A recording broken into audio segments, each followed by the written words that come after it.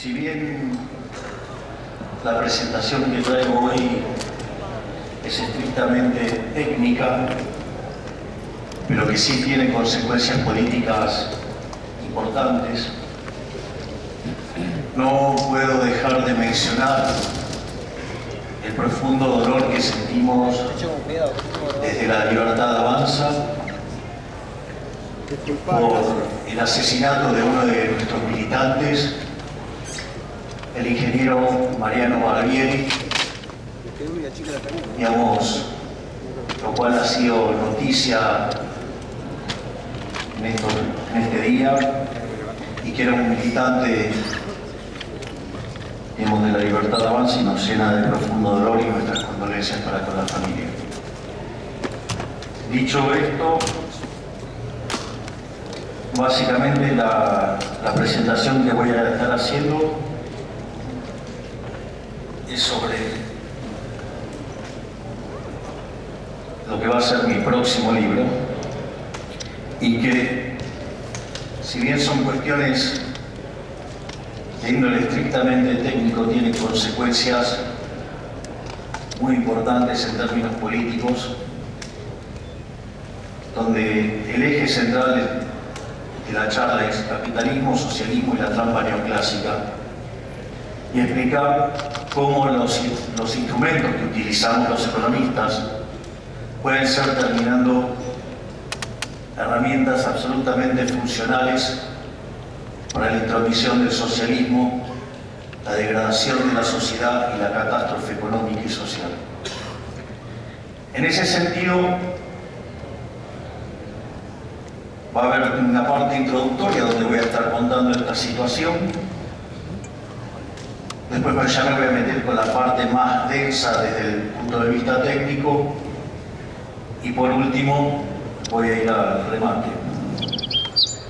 Concretamente, uno lo que tiene que considerar, yo recuerdo cuando me dieron el diploma de la Asociación Argentina de Contribuyentes, como había estado en la pandemia, sucede que nos dieron el diploma en el mismo día a mi colega José Luis Espert y a mí, y que por orden de cómo habíamos firmado le tocaba primero a José Luis y después tenía que exponer yo. Y en ese contexto, José Luis explicaba que básicamente los impuestos existen porque existe Estado, y que el Estado existe para corregir los fallos del mercado. Es decir, nadie, digamos, se le ocurriría cuestionar que José Luis sea liberal, más allá de sus decisiones políticas, pero, digamos, una línea que uno podría entender que es una línea neoclásica, en la línea Chicago, donde se reconocen los fallos de mercado y se reconoce el valor de la intervención. Obviamente después de eso me tocó exponer a mí, y como yo soy liberal, pero no de la Escuela de Chicago, o sea, soy liberal de la Escuela Austríaca de Economía, mi primera reflexión es que en realidad los fallos de mercado no existen. Entonces, cuando usted considera que hay un fallo de mercado, lo primero que sugiero es que vaya y revise en ese mercado si hay o no una intervención estatal. Y si aún habiendo chequeado que no hay intervención estatal y que efectivamente no la hay, le sugiero que haga el análisis de vuelta porque el análisis está mal. En ese sentido, también cobra relevancia la definición de mercado. Lamentablemente me suelo encontrar con muchos economistas que no saben definir mercado, y que cuando uno les pide que definan mercado, se los ve torpemente murmurar y tratar de describir de manera precaria un mero gráfico. En ese sentido, mercado y esto es el elemento por qué es imposible que existan los fallos de mercado. El mercado es un proceso de cooperación social en el cual los individuos intercambian voluntariamente derechos de propiedad. Y esto es independientemente que después ustedes se puedan equivocar o no, porque el error es parte de la vida. Pero, digamos, si las transacciones son voluntarias, no hay fallo. Entonces, la única forma que puede haber fallo es cuando hay coacción. Y el único agente que ejerce la coacción de manera generalizada es el Estado. Por lo tanto, difícilmente en una economía de libre mercado puede haber fallo de mercado. Entonces, esa es una de las dimensiones que uno tiene que enfrentar. Después otro problema que yo veo y se hace más notorio es un problema del modelo versus la realidad. Pareciera que en algunos casos los economistas perdieron la brújula, que el modelo es una representación simplificada de la realidad. Es decir, supongamos que yo quiero ir de A a B. Si tuviera un mapa a escala 1 a 1 no me sirve para nada. Porque si tengo un mapa a escala 1 a 1 es lo mismo que no tener nada. Entonces es una representación simplificada de la realidad tal que me permita ir de A a B. Ahora bien, el mapa tiene que tener determinadas características tal que me permita llegar de A a B. Si en el medio, no sé, viene un bombardeo, faltan puentes, faltan pedazos del camino, digo, el mapa, digamos, por más lindo que sea, por más cuestiones estéticas que tiene, no sirve para nada. Y esto, digamos, en los economistas se ve recurrentemente, donde se abrazan a un modelo, no sé por qué motivo, pero se abrazan a un modelo y tratan de torturar la realidad para que se parezca al modelo. Consecuentemente, el resultado termina siendo horrible. Y en ese sentido hay dos discusiones o dos planos de la discusión, y esto sirve para entender dónde vamos a estar discutiendo. Una se nota bastante y es bastante evidente cuando ustedes toman las discusiones entre los economistas, ¿no? Entonces, ustedes los pueden ver enfrentados porque adhieren a distintas escuelas. Entonces, algunos, digamos, podría estar mirando, no sé, debates entre keynesianos y monetaristas, entre neoclásicos y, digamos, y neokeynesianos. Podría estar viendo debates entre heterodoxos y ortodoxos. Podría estar viendo debates entre liberales, los que adhieren a la línea Chicago, los que adhieren a la escuela austríaca.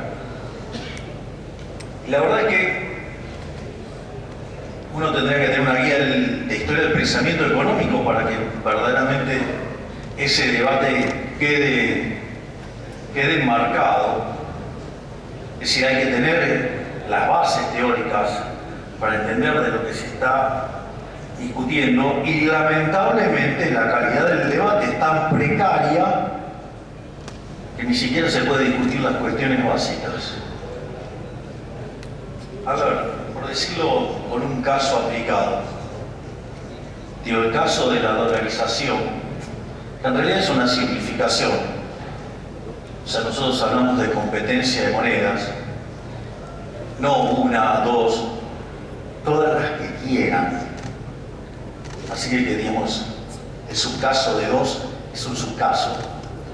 Pero al margen de esa pobreza y deshonestidad intelectual, es interesante porque se discuten este tipo de cuestiones gente que desconoce lo que es un modelo de equilibrio general de stocks. Es decir, con una profunda ignorancia de las hojas de balance, cómo se interrelacionan en el sistema, cómo impactan determinadas medidas. Entonces, digo, eso uno lo ve gente que no sabe ni siquiera evaluar un activo y habla que como no le cerró la idea, entonces que determinado activo vale cero y que de determinadas soluciones que se pueden hacer vía mercado las quieren hacer de manera compulsiva. O más simple todavía, porque uno podría decir, bueno, eso requiere conocimientos de finanzas más o menos profundos, pero entender de finanzas. Digo, ¿cómo evaluar el balance del activo del Banco Central para poder liquidarlo? Y digo, pero uno diría, bueno, está bien, uno puede entender que es un campo más especializado, pero la verdad es que implica, la calidad de la discusión implica que no entienden siquiera el rol del dinero. Jamás se enteraron que el dinero es un bien de intercambio indirecto y que obviamente a lo largo de la historia ha ocupado distintos roles y ha sido ocupado por distintos bienes, sí, que era para arreglar el problema de la doble coincidencia y el problema de la indivisibilidad. Entonces, mientras que el hombre fue nómada, el primer tipo de dinero fue el ganado. Pero una vez que el hombre se asentó y que lo que más comía era pan, entonces el bien que más intercambiaba, ¿cuál era? Era el trigo. Consecuentemente se usó el trigo. O, digamos, el tabaco, el lino, en las cárceles los cigarrillos.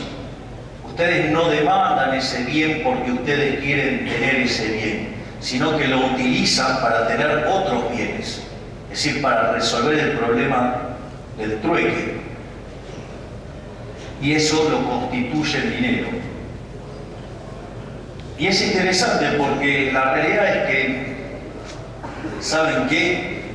Todo el dinero del mundo no se lo puede llevar al traje de madera. Así es que, más allá de lo que quieran hacer, disponer de lo que cree ese dinero, no se lo van a poder llevar. Por lo tanto, ese dinero, digamos, es una demanda espejo, si ustedes quieren, de un sendero intertemporal de consumo.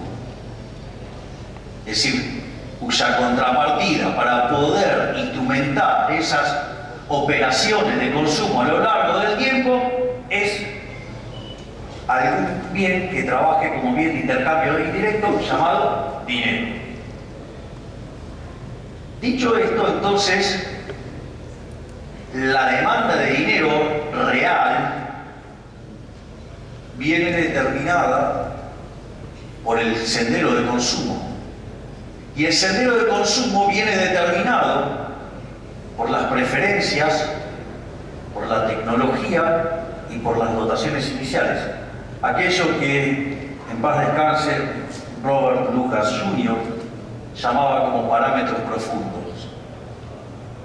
En ese sentido, si la demanda de dinero viene dada por todo ese conjunto de parámetros que están asociados a los individuos, estrictamente esa demanda de dinero es algo granítico y lo único que pueden tener es igualar la cantidad real de dinero, la oferta real de dinero. Entonces el Banco Central, cuando determina la cantidad de dinero, lo que está haciendo es determinar el nivel de precios.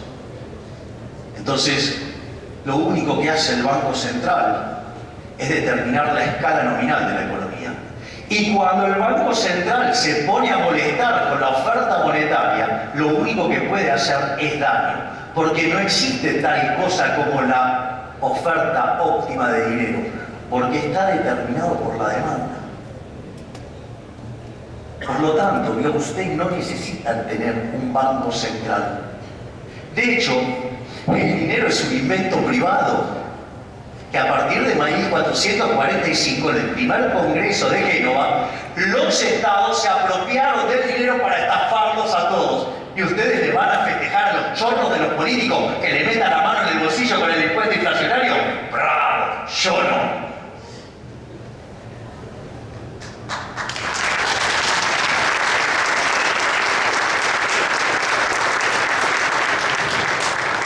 Esto quiere decir que tenemos problemas hasta entender la teoría básica.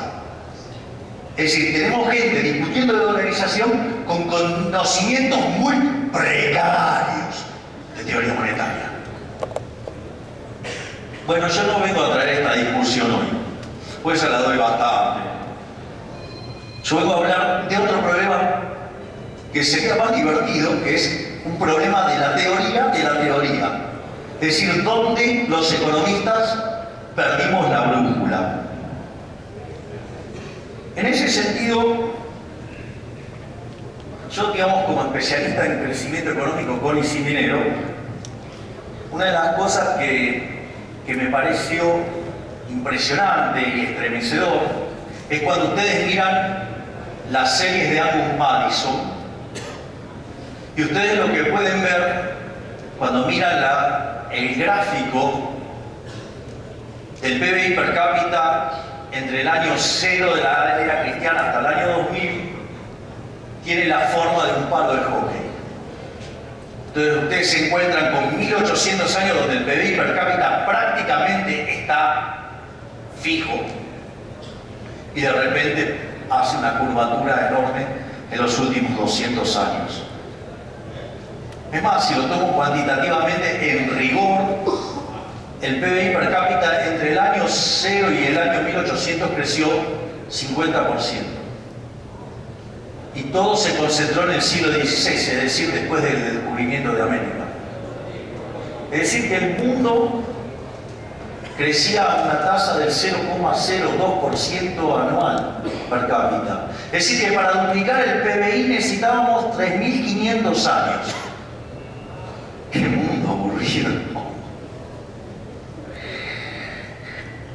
Bueno, hay una maldición esa que ojalá te toque vivir tiempos interesantes, ¿no? La gente poco flexible mentalmente lo sufre mucho eso. Dicho sea de paso esto, en los últimos 200 años el PBI se multiplicó por 9 veces. Entonces, cuando ustedes además miran que la población en ese mismo periodo se multiplicó, en los últimos 200 años de lo que estoy hablando, se multiplicó por 7 veces, lo primero que tenemos que hacer es, al menos nos tendría que romper los ojos, digamos, porque si hicimos un curso de microeconomía razonable, ustedes ahí estarían viendo ¿qué cosa? Estarían viendo rendimientos crecientes.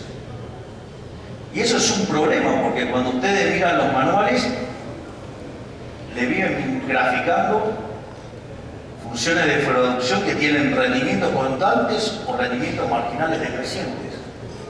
Pero no termina ahí el problema, porque en los 200 años de la parte final del palo de hockey, la pobreza pasó del 95%, la pobreza en condiciones extremas, a 10%, y si lo tomaran en el año 2020 era 5%. Entonces, ¿cuál es el problema que tiene la teoría económica acá? Es que según la teoría económica los monopolios son malos. Es decir, las estructuras concentradas, que son las que generan los rendimientos crecientes, según la teoría económica es mala. Y ¿alguien me podría decir que un ciudadano medio del planeta Tierra, acaso hoy no vive mejor que lo que vivían los faraones o cualquier emperador? Es decir, ¿acaso toda esa caída de la pobreza no es algo maravilloso? ¿Alguien me puede explicar cómo los economistas seguimos creyendo que los monopolios son malos? Nadie se hizo esta pregunta. Es tremendo. Es decir, nosotros sí somos bien microfundamentados, no como algunos que hacen economía sin tener microfundamentos, pero lo que hacemos economía con microfundamentos, si entendemos de equilibrio general y de equilibrio general intertemporal, entonces, claro, porque no perdemos el tiempo pertiniéndonos. Entonces, ¿qué es lo que sucede? Lo que sucede es cómo explicamos esto, digamos, si la microeconomía nos dice que esto está mal. Entonces, ahí ya ustedes podrían encontrar alguna explicación explicación en un libro maravilloso, muy simple, que de hecho la última edición tiene prólogo mío, que se llama La economía en una lección, de Henry Hazlitt. Y una de las cosas que dice, ¿cuál es la diferencia entre el buen economista y el mal economista? Dice, el mal economista solamente mira un mercado, es decir, no mira las consecuencias sobre otros mercados. Y lo dice de manera elegante, pero dice, y son tan brutos que ni siquiera toman en cuenta las consecuencias futuras. Es decir, son tipos que hacen equilibrio parcial de un solo periodo, cuando ustedes tendrían que estar mirando equilibrio general intertemporal. Entonces, cuando uno empieza a mirar esto, dice, bueno, tratemos de entender dónde es que se rompió el análisis económico. Yo no me tomé mucho trabajo de muy para atrás, yo solamente fui a revisar la obra de papá, o sea, de Adam Smith, el escocés. Y ahí es muy interesante porque tiene lo interesante de la obra de Adam Smith, en lo que tiene que ver con la naturaleza, la causa, la riqueza de las naciones, de ahora es más riqueza de las naciones, es que lo que está implícito es un modelo de crecimiento económico. Y es un modelo de crecimiento económico que tiene dos pilares fundamentales, y esto es muy importante. Uno es la idea de la fábrica de alfileres. ¿Qué es la fábrica de alfileres? La fábrica de alfileres lo que describe justamente son los rendimientos crecientes. Dice, si una persona se pone a producir alfileres solo, produce 20 por día. Ahora, si yo fracciono en 15 actividades, la producción per cápita salta a 5.000. Es interesante esto. Es más, si dice algo más, no solo dice eso, dice que además la división del trabajo está limitada por el tamaño del mercado. Es decir, que si no puedo vender 75.000 alfileres, voy a dividir menos. ¿Está claro? Y por otro lado, otra idea maravillosa es la idea de la mano invisible. Que cada uno de nosotros, guiados por nuestro propio interés, conduce al bienestar general. En ese sentido, no es lo único que tiene el modelo, sino que además, este tipo era maravilloso. Para mí, Adam Smith, esa es la economía, lo que causa la matemática. Una persona que estaba 200 años adelantado a su tiempo, de hecho, 207, para ser exacto. En ese sentido, además incorpora la hipótesis del learning by doing, es decir, la gente, digamos, en la medida que hace su trabajo, aprende a hacerlo mejor y entonces puede producir lo mismo trabajando menos o trabajando lo mismo produce más. Y esta situación lleva a que en algún momento se produzca un salto discreto que se llama progreso tecnológico. Además, Adam Smith bregaba por un Estado pequeño, o sea, era un minarquista, que el dinero fuera metálico para que los monarcas no hicieran desastre. Y lo interesante de este modelo es que explica a la perfección lo que pasa en los 200 años que van del 1800 al 2000, pero podrían extenderlo hasta ahora y sigue. Ahora, lo maravilloso es que Adam Smith escribe el libro antes de que se dé la revolución industrial.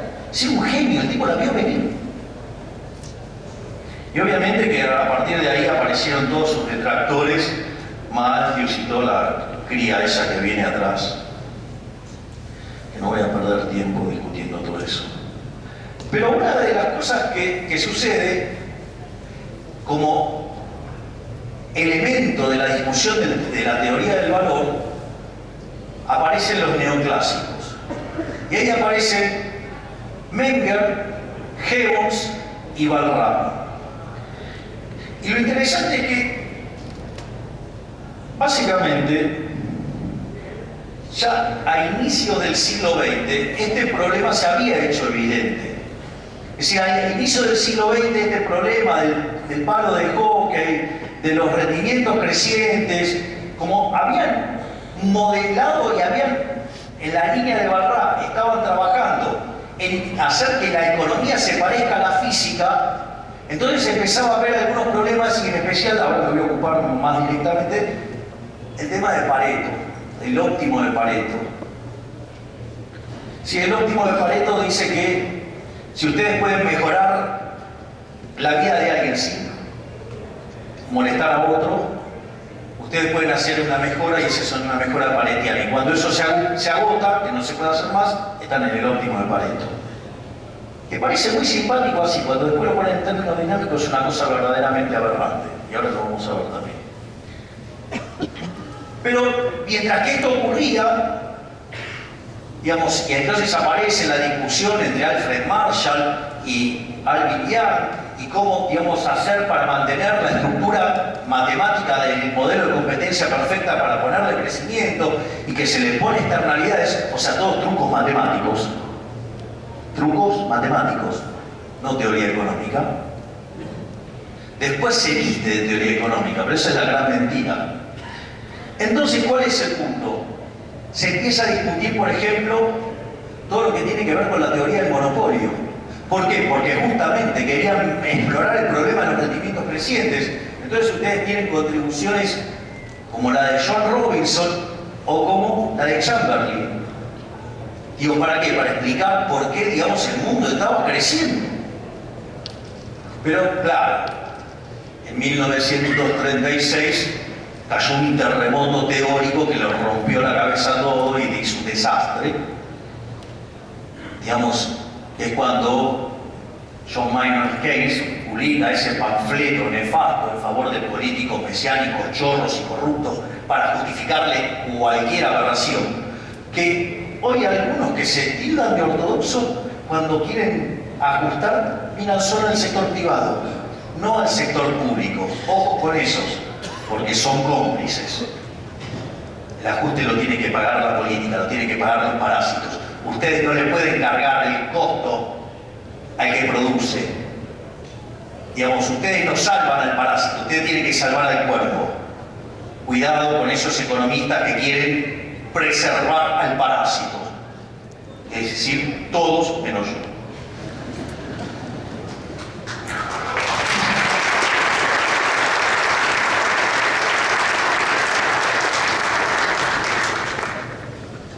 Obviamente, cuando yo presento mi programa, eso no se puede quitar, porque de ahí muerte. Digo, dado el daño que causó este hombre, digamos, rompiendo todo, cuando uno se empieza a dar cuenta que ese marco analítico tenía graves problemas y todo, empieza a haber toda una reaparición, digamos, del análisis de equilibrio general.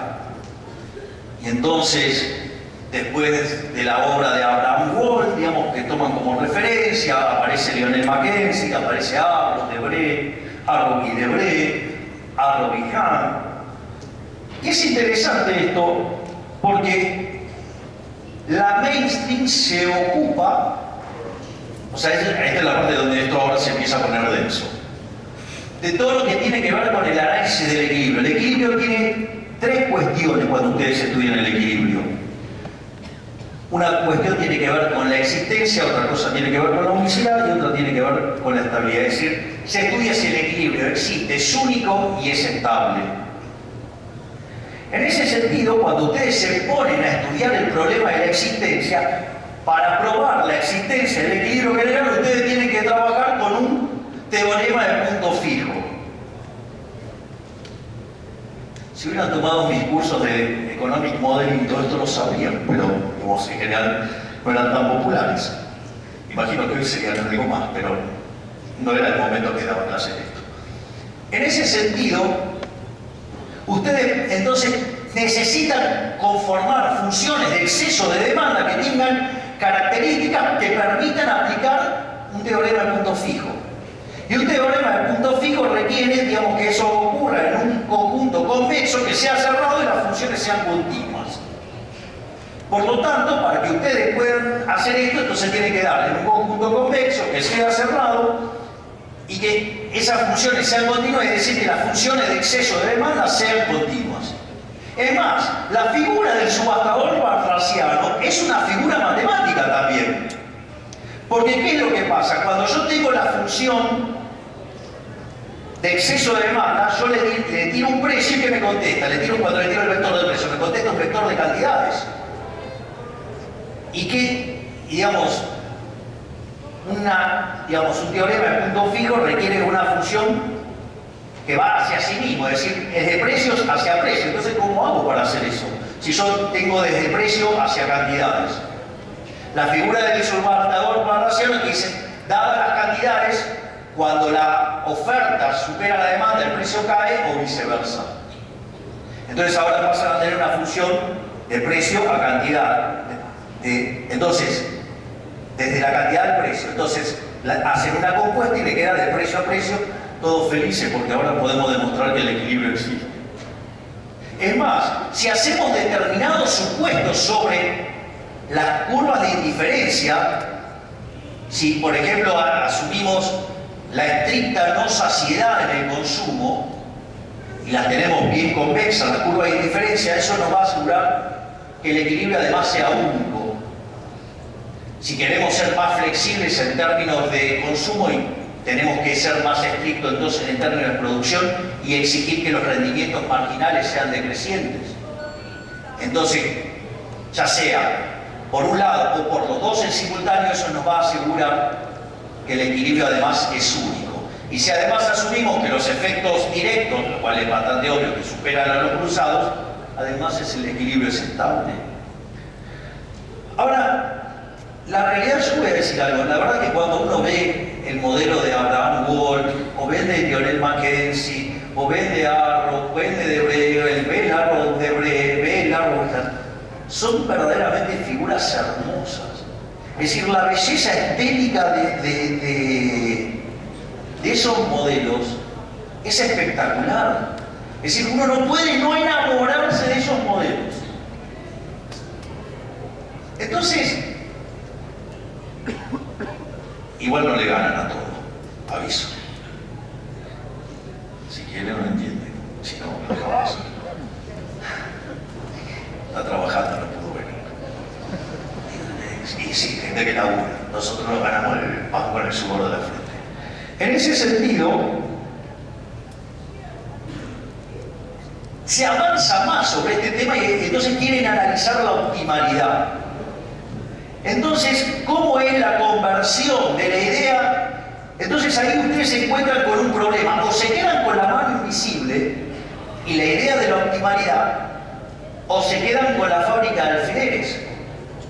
Pero la fábrica de alfileres, al mostrar una función de producción con rendimientos crecientes, el problema es que no podrían encontrar qué cosa, en principio. No podrían encontrar un máximo. Lo cual, en rigor, es falso, porque ustedes van a estar limitados por las dotaciones. Y después hay una cuestión de índole empírica, o si no me quedo con una sola empresa, y eso no se da. Entonces, frente a esa situación, ¿cómo, digamos, se modela el óptimo de Pareto? Donde cada uno maximizando, que es de donde surgen estas funciones de exceso de demanda, es decir, las funciones de demanda y las funciones de oferta, esas funciones responden a una optimalidad. Entonces, cuando el equilibrio existe, es único y es estable, digo, además tiene la característica de ser óptimo de Pareto, porque están todos maximizando. Entonces, la mano invisible sí se puede llegar, pero ¿cuál es el problema? El problema es la fábrica de alfileres.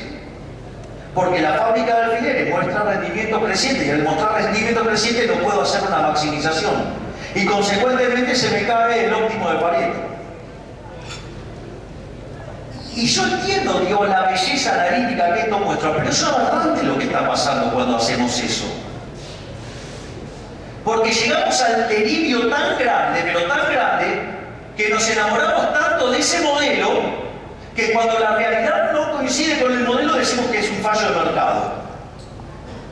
Es decir, el mapa está roto y nos peleamos con el camino. Ahí está el problema. Ahí es donde se está todo podrido. A punto tal que cuando ustedes van a la revisión de la teoría del crecimiento económico, ¿qué es lo que sucede? Solon y Swan, digamos, en paralelo desarrollan el modelo de crecimiento neoclásico. En el año 57 Solon lo testea. ¿Cuál es el problema con el testeo ese? Que el modelo solamente explicaba el 15%, había que explicar todo lo demás. Y el problema era el palo de hockey, eran los rendimientos crecientes. Entonces, ¿cómo hacíamos para mantener una estructura competitiva para generar crecimiento cuando esa estructura matemática no me permite generar crecimiento? Ahí, George Stigler lo que le dice a Solow es, dice, no, tu problema es que no metiste el capital humano.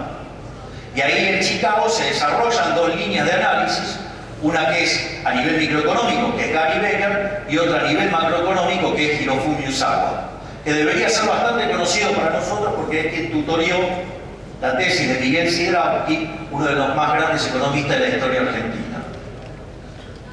Pero al margen de ese detalle, lo otro que optaron es meter el progreso tecnológico de manera exógena. Y al final todo el modelo era explicado por algo que se ponía a dedo, lo cual era una ridiculez, el motivo por el cual hacia la década de 70 este campo de la teoría económica había desaparecido.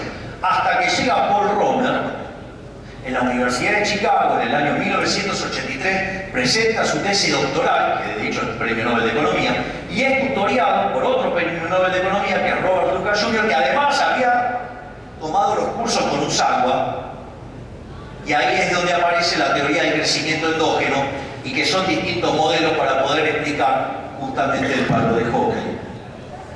Y después de todo eso, nos terminamos dando cuenta, 207 años después, que papá tenía razón, que Adam Smith tenía razón. O sea que era, en el fondo, como decía Stigler, en Adam Smith está todo. Ahora bien, pero ¿cuál es acá el problema grave? El problema es que cada vez que la realidad no mapea con el modelo, lo llamemos fallo de mercado. Lo cual es absolutamente ridículo. Y toda esa falla de mercado deriva porque nos hemos abrazado a una idea de optimalidad que está mal. Le pongo en otros términos. Pregunta, ¿alguno de ustedes está en contra del progreso tecnológico? ¿Alguno duda de los beneficios del progreso tecnológico? Por lo que veo nadie, o son todos muy tímidos. Digo, al margen de esa situación, es tan obvio que nadie se puede oponer al progreso tecnológico. Bueno, va, la izquierda, pero digo, entre el Neandertal y la izquierda, no, mucha diferencia no hay.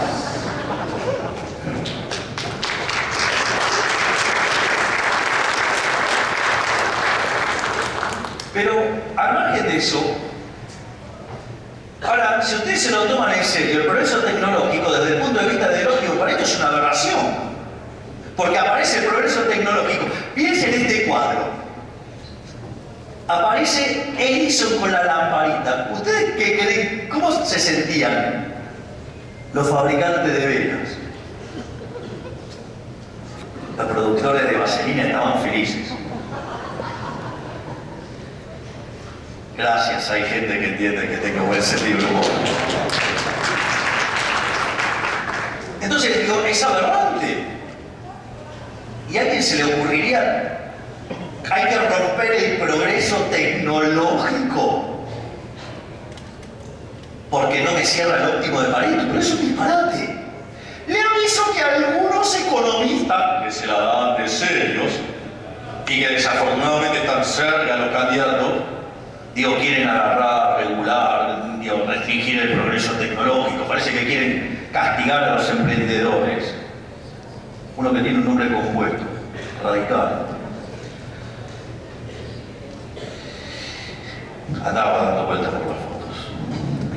Así que qué peligro. Los enemigos del progreso son en el fondo. Entonces, y esta estructura además no permite crecer, porque ¿cuál es el problema? El problema es que ustedes en el modelo de crecimiento, como la tasa de crecimiento de la población está dada, si ustedes le meten capital, ¿qué pasa? La productividad marginal del capital los mata. Por ende, les agota el proceso de crecimiento y estos modelos terminan convergiendo que la economía crece a lo que crece la población. Es un mundo horrible. Salvo que ustedes metan el capital humano, gol para Chicago. Keynesiano sufra. Pero al margen de eso, eso tiene que ver. Ahora la pregunta en serio es, yo digo, esto lo descubrí leyendo un artículo de Murray Newton Rothbard, el inventor del anarcocapitalismo. El artículo se llama Monopolio y Competencia, está en el tomo 2 de uno de los libros más maravillosos que leí en mi vida. Les aviso que no es para cualquiera, porque si no están dispuestos a hacer tabula rasa, si no están dispuestos a cambiar, no los lean porque van a sufrir, y mucho. Yo me acuerdo que cuando terminé de leer esas casi 150 hojas, dije, todo lo que estuve enseñando durante 25 años de estructura de mercado está mal. Es fuerte el libro para alguien que no está dispuesto a cambiar. Pero, digo, nosotros tenemos radicales tibios, gente que habla de cambio y no cambia, así que digamos, no los quiero exponer ante tanto yoco. Pero, digamos, vamos a ponerlo en fácil lo que dice Rothbard. Pregunta, yo tengo 10 empresas y aparece una que genera, no sé, celulares, y me aparece una que produce mejor celular, con la mejor tecnología y encima más barato. ¿Qué cree que va a pasar con los 9 restantes? Van a quebrar. ¿Y qué tiene de malo eso? No, pero no es óptimo de palito. ¿Pero qué importa el óptimo de palito? Si yo ahora tengo un teléfono que es mucho mejor, más barato, encima me sobra plata y me puedo comprar otros bienes, puedo hacer más cosas. Ese tipo le tengo que dar un premio, es un benefactor social. No lo quiero regular, no quiero regular. Que aquellos que se dicen liberales y que acusaron tanto por la ley de alquileres, digo, no, porque digo, yo voté en contra de la ley de alquileres porque pedí que se derogara. Y voté en contra de los kirchneristas porque mucha regulación es mala y la misma regulación y 2 artículos menos también es mala. Y hoy se pusieron de acuerdo para regular los alquileres transitorios, las 2 fuerzas. Por suerte ninguna de ellas constituye la primera minoría porque la primera minoría somos nosotros.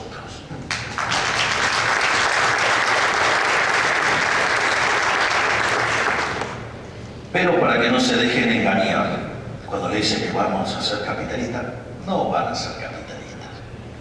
Capitalistas con la propia, con la de ustedes le van a meter la mano en el bolsillo como siempre. Entonces, la realidad es que ese tipo es un benefactor social, da más laburo, gana plata, genera fondos para invertir, si lo ahorra, genera, digamos, expansión de consumo en algún sector si se la gasta. Es más, si la tierra debajo de la tierra, los precios bajan. O sea, es un benefactor social. O nos permite ahorrar plata para comprar otras cosas. Una fiesta. ¿Qué es lo que tiene de malo eso? Si el problema está en la teoría económica, esta enfermedad de llamar fallo de mercado cuando el modelo no me cierra. Y este tipo de cosas, y ya entro con las últimas reflexiones en estos otros casos. Uno de los casos emblemáticos de estos son los bienes públicos. En el caso de los bienes públicos, ustedes, para definir un bien público, básicamente tienen que tener rivalidad, o sea, un problema de no rivalidad de consumo y un problema de que no se puede excluir. Digo, a ver, pensemos en las luces acá. ¿No? O sea, que yo me ilumine con esas luces, o sea, yo me estoy consumiendo la luz y eso no impide que ustedes la consuman. Es decir, no hay rivalidad de consumo. O sea, yo estoy consumiendo la luz y ustedes también. No hay ningún tipo de problema. Es más, el que está poniendo la luz en realidad no puede, si me da luz a mí, excluirlos a ustedes. Bueno, ese es el típico caso de un bien público. Y, en teoría, y eso, digo, los manuales están llenos de esos casos de bienes públicos. Entonces tuvo que aparecer un señor como Ronald Coase, que no era economista, era abogado. Claro, no estaba contaminado, daba clases de derecho en Chicago, pero en derecho. Y tenía el hábito de ir a divertirse, yo me imagino, para tonterías que decimos los economistas cuando nos pasamos el neoclásico, y voy a asistir a esas reuniones que armaba Milton Friedman, y al pobre Coase se le mataban de la risa. Entonces, ¿qué es lo que hizo Coase? No tuvo mejor idea que ir y chequear cada uno de los faros del siglo XIX. No, porque si no eran bienes públicos, entonces digamos, no los daba el Estado, entonces no podían existir los faros. Entonces existían faros. Entonces, ¿qué hizo? Fue y estudió cada uno de los faros del siglo XIX. Y adivinen qué descubrió: que eran todos del sector privado. Y eso lo inspiró a escribir un paper, digo, que probablemente es uno de los elementos que sostiene su galardón como Nobel de Economía, que tiene que ver con la naturaleza de la firma. Pero, porque lo que dice es, pero está mal especificado el comportamiento de la firma. Es tan ridículo como está modelada la firma en la teoría neoclásica, que les propongo, miren, a nivel intermedio el mejor libro de microeconomía, sin lugar a dudas, es el libro de Hal Varian. No hay mejor libro que ese. Yo tengo cerca de 500 libros de microeconomía. O sea, la época que daba clase de micro me generó algún toque. O sea, entonces, y es más, ahora cuando salen nuevos me los compro también para, tenerlos todos. O sea, ahora leo un poco menos porque estoy un poquito más ocupado con otras cosas. Me dedico a tratar de echar gente que roba. Pero, digamos, y eso, y como hay tantos ladrones, me cuesta mucho trabajo. Pero, digo, al margen de eso, ¿alguien se imagina cuántas veces se nombra la palabra empresa o empresario? O firma, ya directamente me relajo totalmente y le doy 3 opciones. Y que las sumen todas. 4 veces. Ustedes se dan cuenta, en un libro de microeconomía, el eje central de la generación de riqueza está en la empresa, y 4 veces. Hay algo que anda mal. Algo que anda mal, hay algo que anda mal. Es más, y le voy a anticipar algo. La solución de este problema, en realidad, ya también la encontró un austríaco, sin saberlo, que es von Wieser. Pero si yo les llego a decir que un tipo, digamos, pensó en algún momento que los costos son subjetivos, o sea, yo creo que acá tenemos que llamar a unas cuantas ambulancias porque se me van a morir unos cuantos. Pero por eso lo dejo para aquellos que quieran explorar. Entonces ahí tenemos otro problema. Pero el problema es la teoría económica, no lo que pasa en la vida real. Y de vuelta, nos empecinamos a romper la vida real para que se parezca al modelo. Es una cosa absolutamente irracional. La otra cosa, otro supuesto fallo del mercado, son las externalidades. Digo, las externalidades, ¿quién lo resolvió el problema de las externalidades? Como correspondía Ronald Coase. De hecho, cuenta Milton Friedman que en esa reunión eran 13 y Coase dijo, bueno, pero esto se arregla con derechos de propiedad, asignando derechos de propiedad. Y al pobre Coase se le mataban de la risa y conforme iban pasando las horas, los iba convenciendo a todos. También se hizo de día y eran todos pro Coase. Es decir, el mejor ejemplo es el caso de los roommates, donde a uno le gusta fumar y a otro no le gusta fumar. Entonces, si no está definido el derecho de propiedad, la cantidad de humo en el room es cualquiera. Entonces dice, bueno, asignemos el derecho de propiedad. Por ejemplo, si yo prohíbo fumar, el derecho de propiedad lo tiene el no fumador. Entonces, una de las cosas que puede descubrir el fumador es que le puede tirar unos mangos y arreglan y fuma y hay una cantidad óptima de humo, y lo mismo si estuviera asignado al revés. Pero está definido el derecho de propiedad, eso permite que se hagan los intercambios y eso permite que en esa interacción se llegue al óptimo. En definitiva, por lo tanto, si tenemos algún problema de externalidad es porque tenemos mal definido el derecho de propiedad. O están mal diseñados los ejemplos. Por ejemplo, libro de microeconomía. Entonces, caso de externalidades, una empresa que contamina el río. ¿Dónde está el daño? ¿Dónde está el daño? Lo que no está bien definido ahí es el derecho de propiedad. Esa empresa puede contaminar el río todo lo que quiere. ¿Saben por qué? Porque hay algo que no... Y como hacen equilibrio parcial, no ven el problema de equilibrio general, es que sobra el agua. Esa es una sociedad donde le sobra el agua ¿Y el precio del agua cuánto es? 0. Consecuentemente, ¿quién va a reclamar el derecho de propiedad de ese río? Nadie, porque no puede ganar plata. ¿Qué creen que va a pasar si el agua empieza a escasear? Eso deja de valer 0 y entonces ahora yo tengo un negocio. Alguien se va a ocupar de apropiarse de ese río y ahí va a haber derecho de propiedad y van a ver cómo, digamos, se termina la contaminación. Y terminarán negociando, digo, la calidad del agua y demás con la otra empresa y le buscarán la forma, pero lo van a resolver. Pero lo que quiero decir es que hasta los ejemplos están mal construidos y es peor, porque las soluciones que se proponen lo único que hacen es generar más daño. Entonces quieren decir, no, cuando hay una externalidad positiva hay que motivarlo. Pero para motivarlo hay que subsidiarlo, y si lo quiero subsidiar le tengo que robar a otro por la fuerza de esos ingresos. ¿Acaso tenés tanto conocimiento como para decidir quién gana y quién pierde y hacerlo funcionar? Y si aún fuera así, ¿quién sos vos para determinar que él y él tienen que pagar? Digo, ¿se dan cuenta lo asquerosos que son los políticos argentinos? Les sale la arrogancia por todos lados. Imagínense lo que es convivir en el nido de ratas y ir a la madriguera. Son impresentables cuando los ven en persona, son peor. Yo me acuerdo que al poco tiempo de asumir, un periodista me dijo, bueno, usted ahora que está ahí con la carta, ¿qué opina? Entonces le dije que me había equivocado. Entonces salió y me dijo, bueno, que ahora usted está ahí adentro, entonces hagaste qué. Le dije, no, discúlpeme, usted se equivocó, me quedé corto. Son infinitamente peores de lo que yo me imaginaba.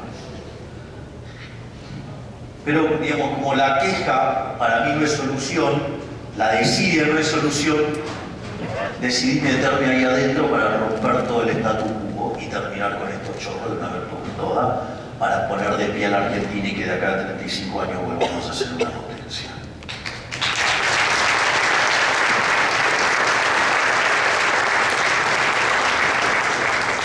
Y finalmente está lo que se llaman los problemas de información. Y ahí básicamente hay dos líneas. Uno tiene que ver con todo lo que se llama estrictamente economía de la información, que aparecen los modelos de riesgo moral, de selección adversa, el signaling.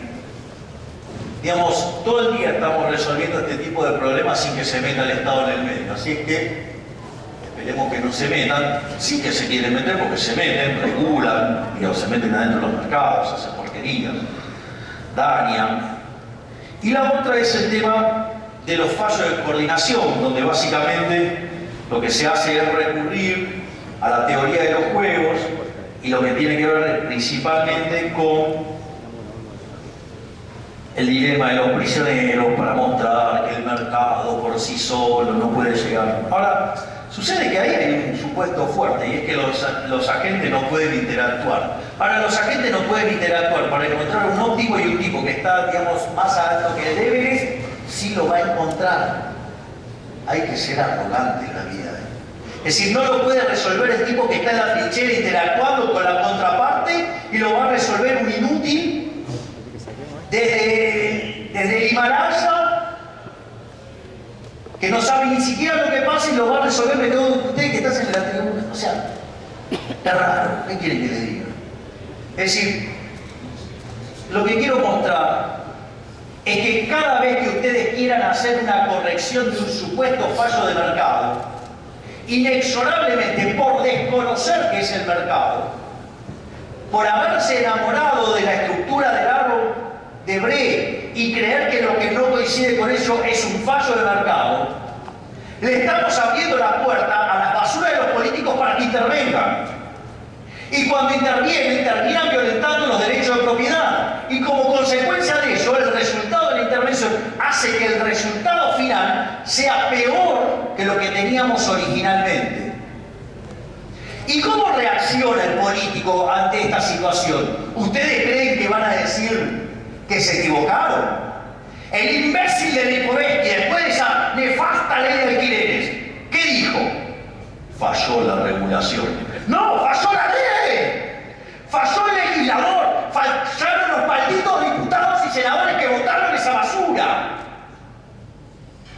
No, pero hay que regular. ¿Qué regular? Salí del medio, correte del medio.